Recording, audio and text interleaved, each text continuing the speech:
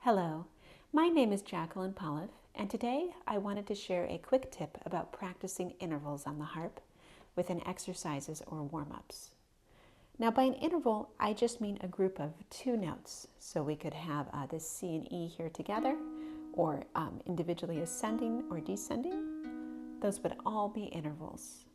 And usually, to be a bit more specific, we describe them numerically. So we have a second, a third, a fourth, a fifth, a sixth, a seventh, and an octave.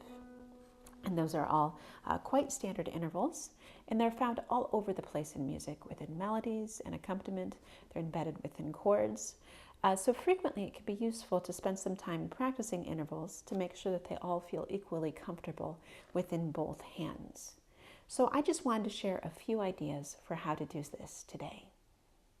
So one possible approach would be to pick an interval of the day and just spend a few minutes of practice time checking in on that interval, maybe trying it in a couple of different ways.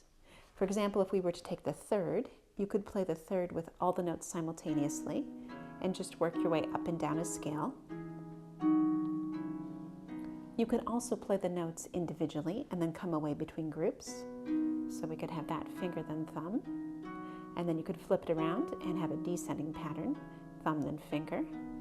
And a really fun thing to do is to combine the hands with different approaches. So for example, this hand could play the notes simultaneously and the other hand one at a time, like so.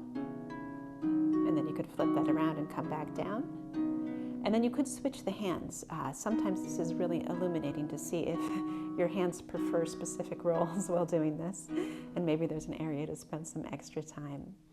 You could also take the thirds and play them individually, but connect everything to make a long chain of notes so that you're just kind of rocking back and forth. And then, of course, you could combine that with the simultaneous thirds. So these are just a few ideas. You could also play these intervals in different keys or different octaves of the harp to kind of keep things varied or interesting, or perhaps pick two intervals of the day and play them in combination, maybe thirds and fifths, something like that. So really just a few different ideas. I think intervals are a great thing to check in on while practicing, and I hope this video has given you some ideas.